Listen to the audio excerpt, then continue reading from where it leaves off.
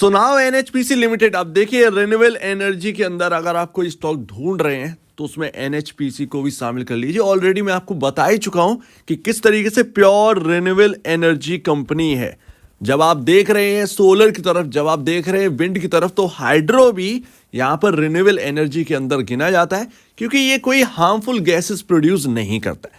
तो आप renewable energy की ओर देख रहे हैं तो एनएचपीसी आपके साथ यहां पर होना चाहिए। और ये चल रहा है अब ऑल टाइम हाई, और इस स्टॉक ने पीएसयूज के अंदर अब ऑल टाइम हाई थोड़ा सा लगना बंद हो गए हैं, बट यहां पर इस स्टॉक ने ऑल टाइम हाई लगा दिया।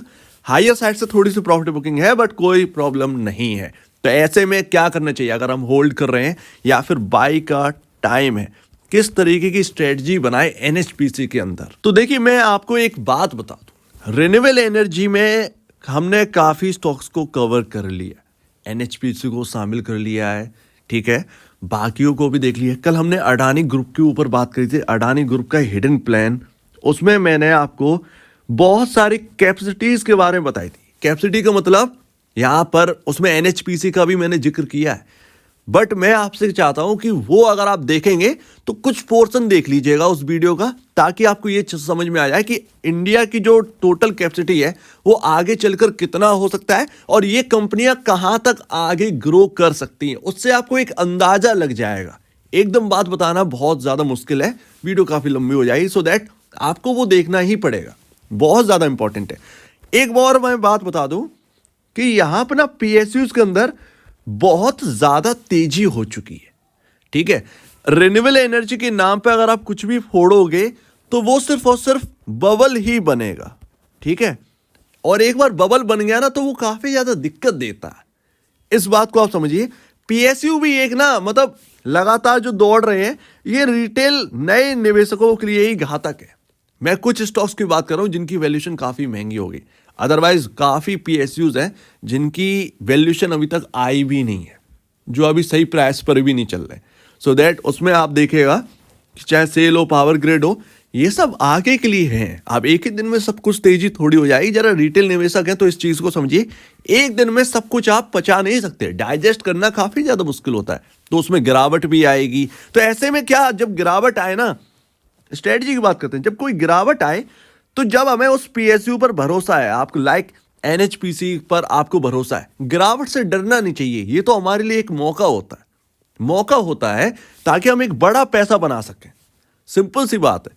तो जब गिरावट आए, तो जब हमें उस पीएसयू कंपनी पर भरोसा है, तो क्यों ना हम उसमें एवरेज करने की स्ट्रेटजी अपनाएं।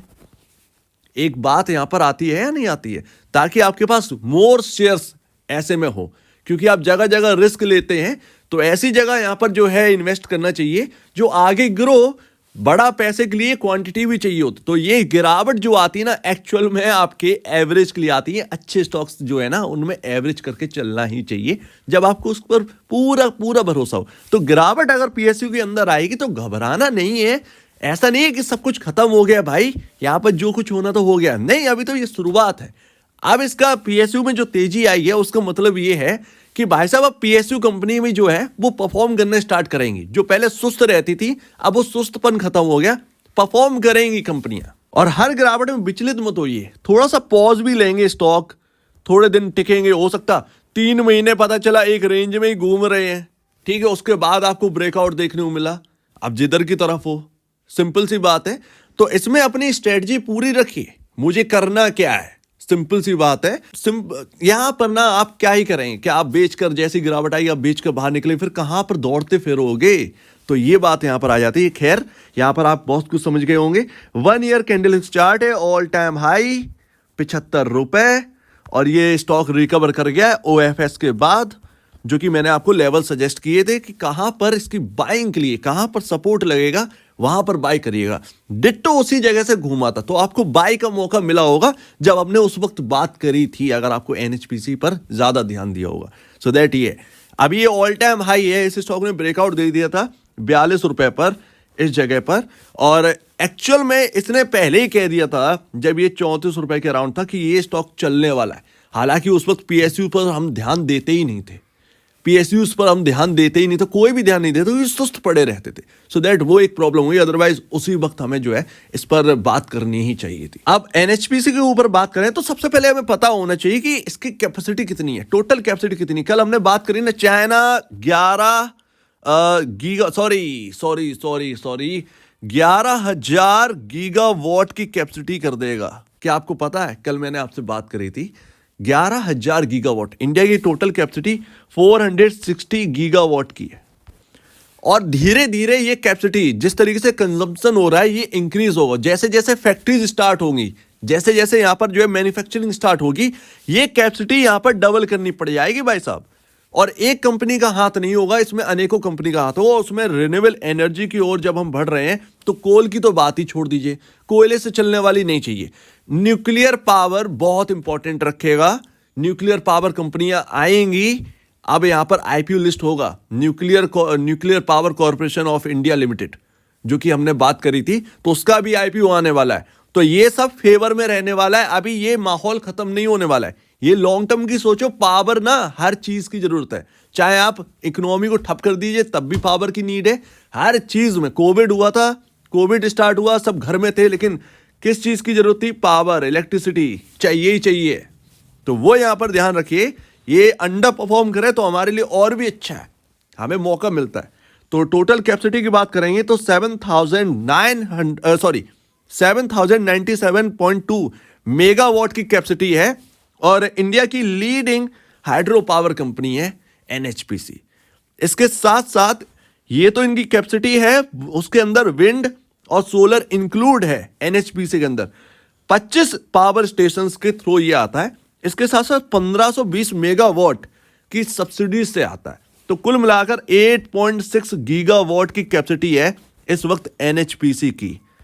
सिंपल सी बात है, रिन्यूएबल एनर्जी में 8.6 गीगावाट की कैपेसिटी है। और इतना अगर आप देखेंगे प्राइवेट कंपनियों में तो इतना भी नहीं मिलेगा आपको। अडानी ग्रीन में इतनी कैपेसिटी देखने को मिल रही है, इतनी ही कैपेसिटी है। हालांकि अडानी ग्रुप जो है वो 20 गीगावाट की कैपेसिटी कर देगा। तो जब यहां पर जरूरत पड़ेगी तो इनको भी अपनी कैपेसिटी डबल करनी पड़ेगी। तो जब डबल करेंगे तो सिंपल सी बात है, अर्निंग, मोर अर्निंग।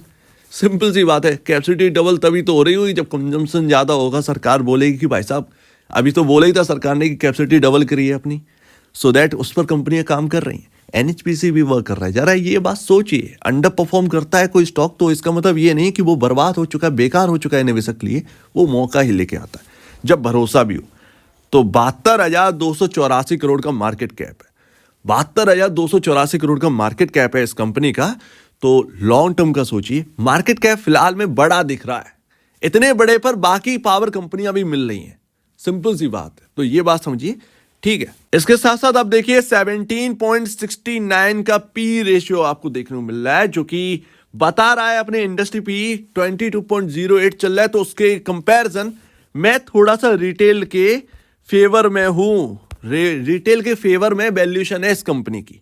जो हम वैल्यूएशन कंफर्ट की बात करते हैं तो वैल्यूएशन कंफर्ट आपको एनएचपीसी में दिखाई देता है। और वहीं मैं बात करता हूं प्राइस टू बुक वैल्यू की, तो एनएचपीसी का 1.85 टाइम अपने बुक वैल्यू से ऊपर काम कर रहा है। बुक वैल्यू है कुछ अराउंड 40 के अराउंड है, तो आप उसके हिसाब से देखिए 39 या 38 के अराउंड है, तो उसके हिसाब से 0.85 टाइम ही यहाँ पर जो है अपने बुक वैल्यू को हायर साइड यहाँ पर जो है वर्क कर रहा है एनएचपीसी। तो कोई बहुत ज्यादा वर्क नहीं कर रहा है।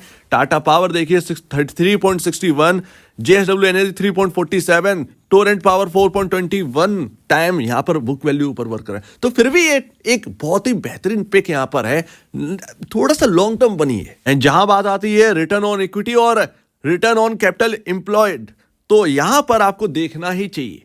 तो टाटा पावर का 14.87% का आरओई है, वहीं 11.79% का यहां पर जो है आरओई आपको देखने को मिलता है। हालांकि टाटा पावर काफी बड़ी कंपनी है एनएचपीसी कंपैरिजन बाई, यहां पर आप कैपेसिटी की बात करें डबल है, 14,000 मेगावाट यानी कि 14 गीगावाट की कैपेसिटी है टाटा पावर की। तो अर्निंग्स भी ज्यादा होंगी, सिंपल सी बात है, बट प्रॉफिटेबिलिटी में एनएचपीसी सबसे बड़ा है, जो कि आपको देखना चाहिए।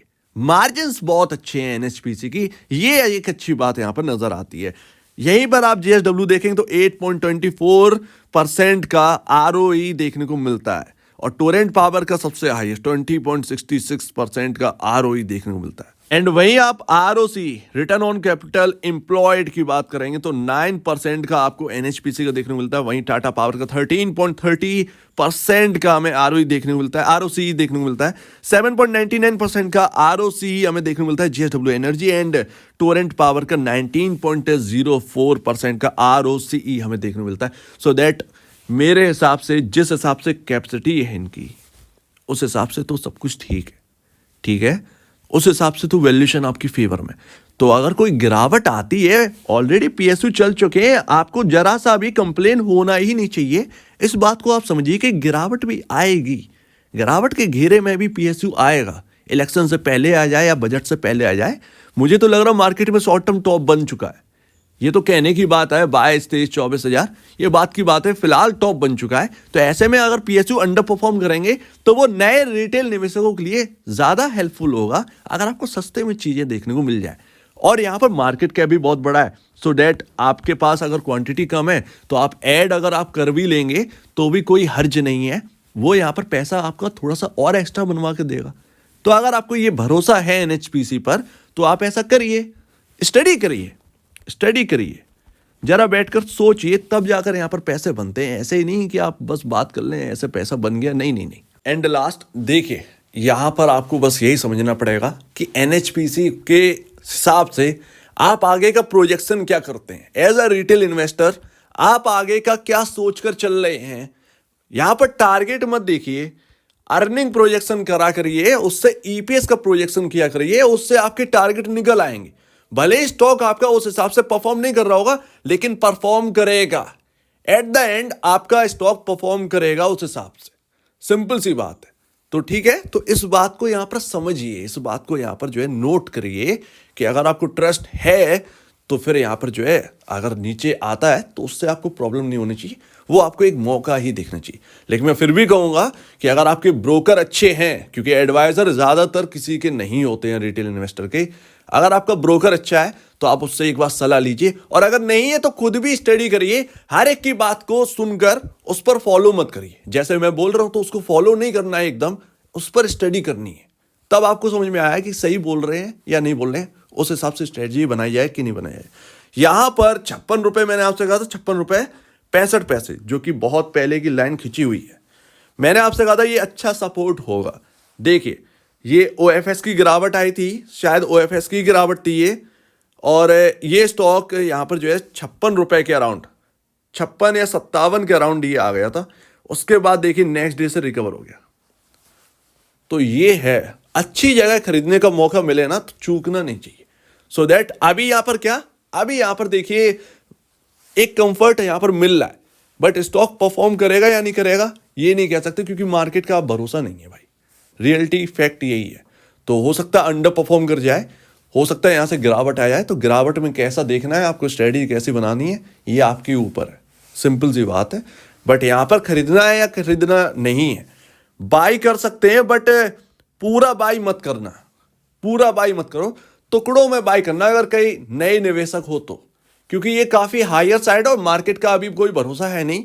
सो दैट अगर आपको बाई करना है तो यहां पर टुकड़ों में बाई करना। जैसे कि 75 पे अगर आपने खरीद लिया है, अगर आपको ये 65 दिखाई दे जाए तो वहां पर कुछ क्वांटिटी ऐड करिए। ऐसी अपनी स्ट्रेटजी बनाइए। आप एक रिटेल निवेशक हैं जो कि 3 साल 4 साल के लिए देख रहे हो, तो उस हिसाब से आपको करना पड़ेगा, सिंपल सी बात है। ये तो हर कोई बच्चा भी बता देगा जो यहां पर मार्केट में 3-4 साल से यहां पर देख रहा है, तो वो बताएगा आपको बैठकर, सिंपल सी बात है। सो उम्मीद है काफी कुछ आपको समझ में आ गया होगा। बाई जोन कहां रहेगा, बाई जोन रहेगा भैया 65 के अराउंड। अगर आपको 65 के अराउंड मिल जाए तो कुछ क्वांटिटी ऐड करिए। नए निवेशक की मैं बात कर रहा हूं, नए निवेशक के लिए ये ज्यादा बेहतर जगह होगी। अगर वहां से भी नीचे आता है तो थोड़ा सा ऐड कर लीजिए, क्योंकि बहुत ज्यादा यहां पर बुक वैल्यू से ऊपर तो चल नहीं गया है और काफी लंबा टाइम लिया है इसने चलने के लिए, तो उस पर जरा यहाँ पर जो है थोड़ा सा देखिए। सो उम्मीद है काफी कुछ आपको समझ में आ गया होगा। आप क्या कहना है इसके ऊपर कमेंट सेक्शन में कहिएगा। और अब वीडियो देखने के लिए बहुत धन्यवाद दोस्तों।